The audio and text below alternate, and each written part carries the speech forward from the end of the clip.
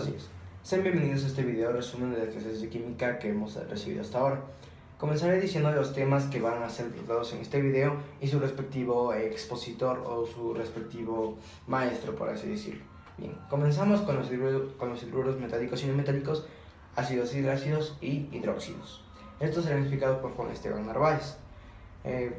Siguiente serán las sales binarias, ácidos oxácidos y sales toxisales, que serán explicados por el Castillo.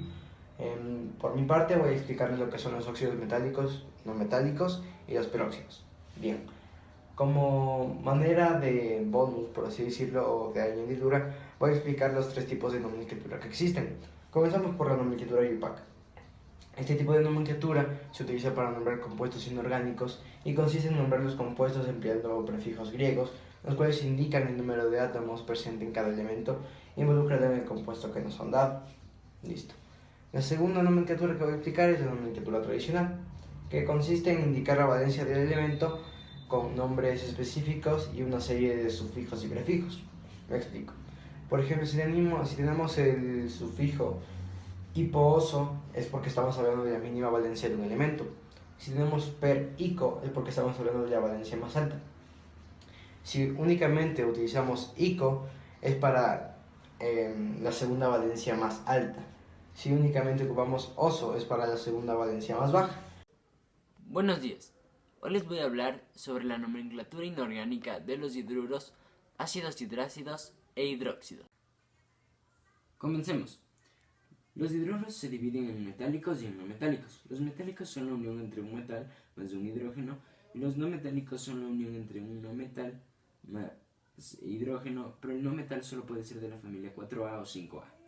Un ejemplo de los metálicos podría ser NaOH y un ejemplo de los no metálicos es NH3, es decir, el amoníaco. Ahora hablemos sobre su nomenclatura. La tradicional es la unión entre la palabra hidruro más el metal y más el sufijo oso, ico, perico o hipos. Ahora la IUPAC. Esta se basa en decir cuántos hidruros tiene el compuesto y cuántos metales tiene el compuesto. La stock, en cambio, es igual que la tradicional, solo que al final se pone entre paréntesis el número de valencia que tiene el metal. Esta nomenclatura es igual que la de los no metálicos, solo que con no metal. Gracias.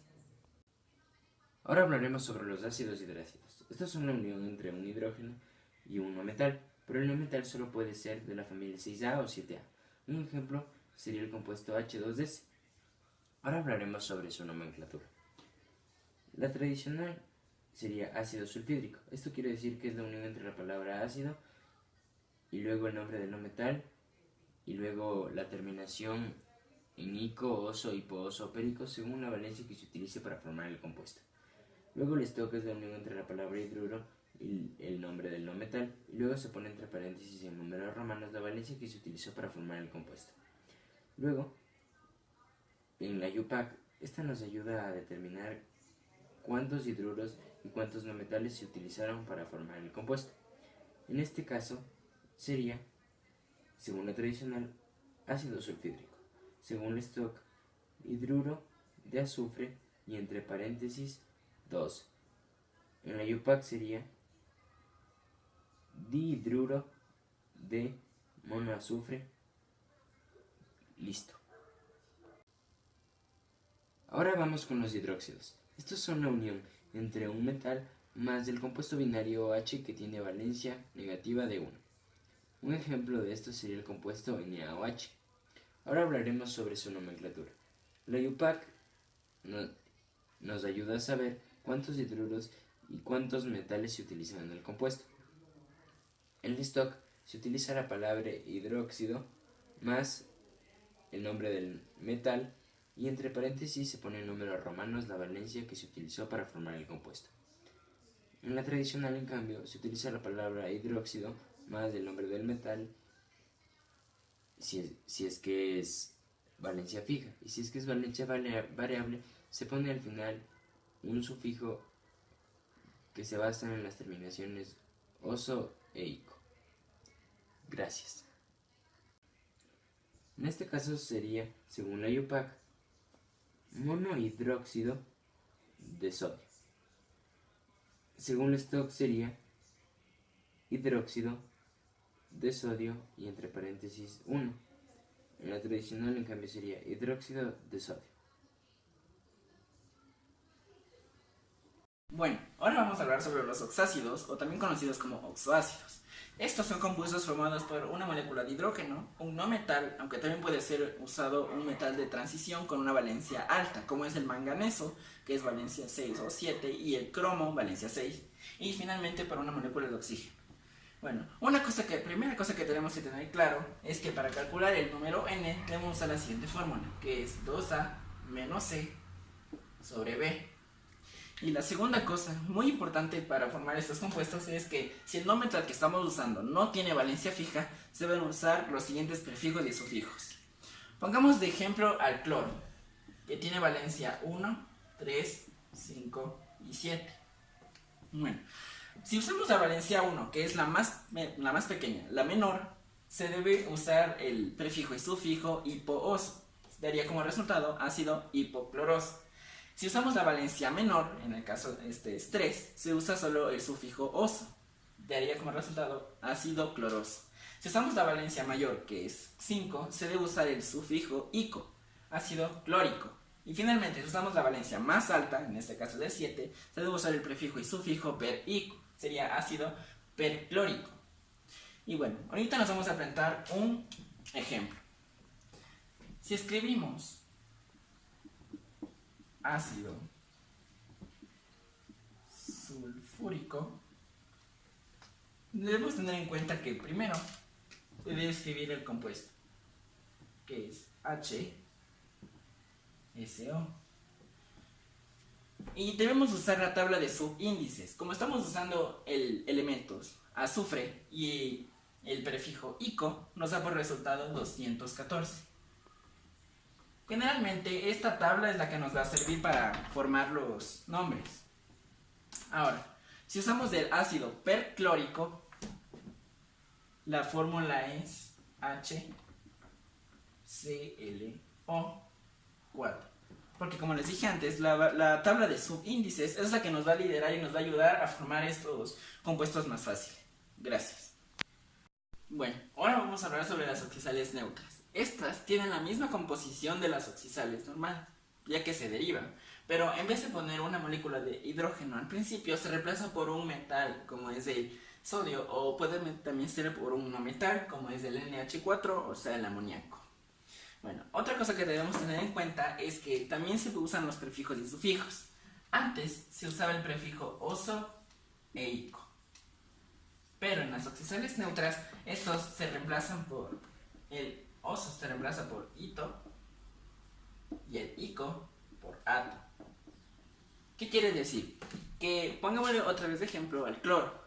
Antes era ácido hipocloroso, ahora sería ácido hipoclorito. Y en el caso del ato sería, antes era ácido perclórico, ahora va a ser ácido perclorato. Ya. Ahora vamos a dar unos cuantos ejemplos. Si escribimos el compuesto nitrato de sodio,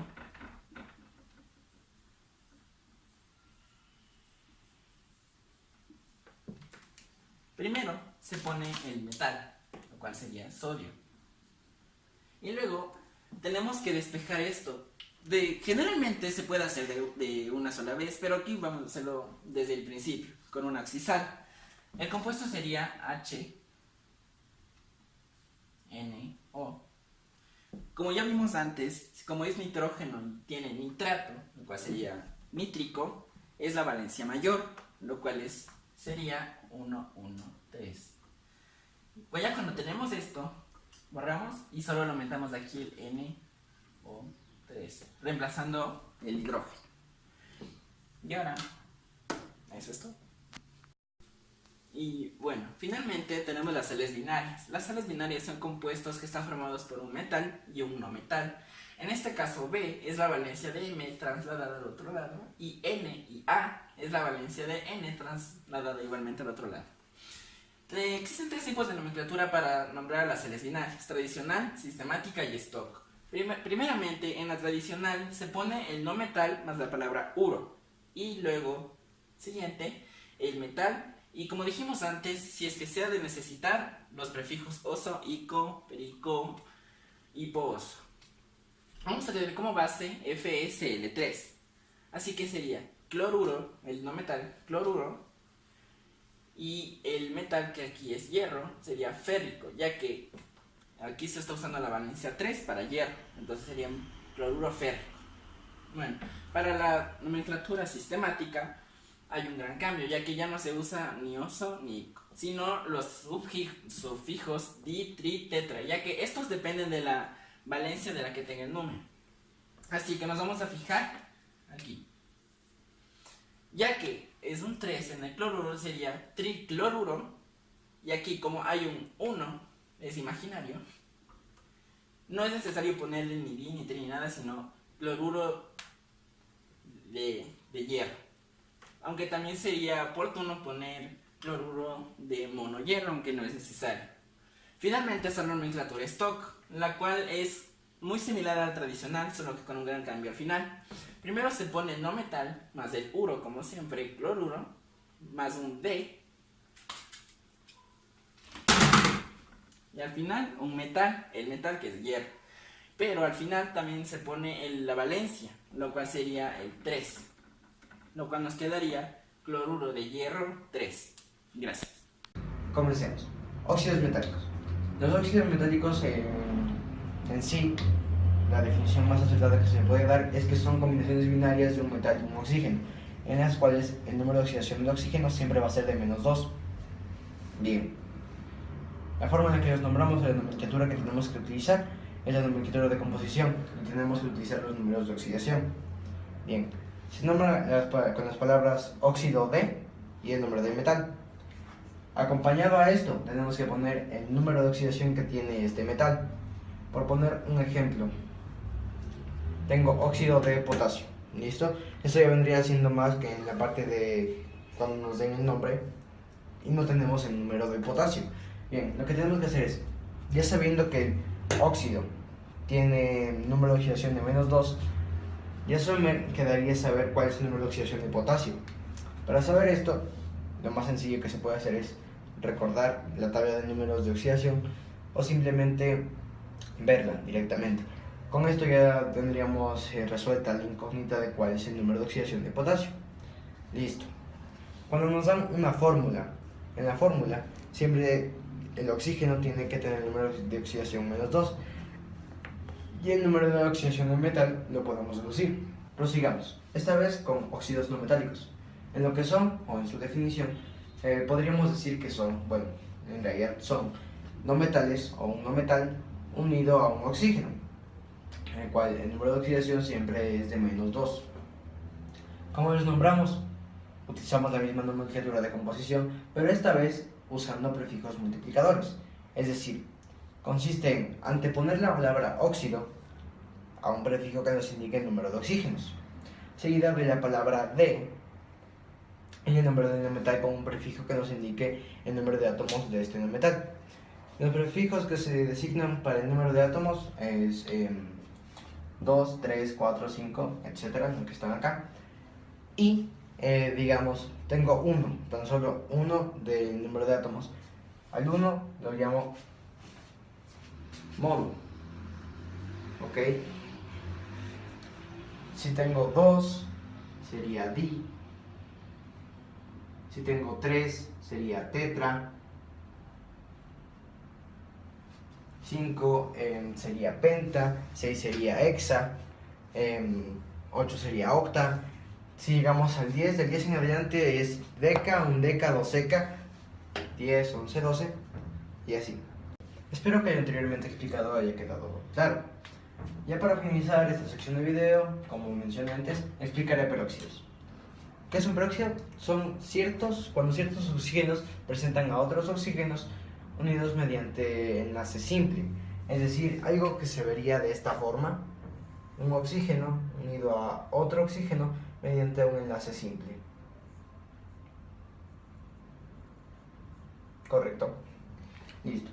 Si tomamos como ejemplo al agua oxigenada, lo que tenemos acá, H2O2, la forma en la que la tenemos que escribir, sabiendo que los oxígenos comparten un enlace simple, sería H, hidrógeno, O, H, todos unidos mediante enlaces simples, y los dos oxígenos van en el medio, ya que lo que nos explica esto es que son oxígenos unidos a otros oxígenos mediante el enlace simple que ya explicamos antes.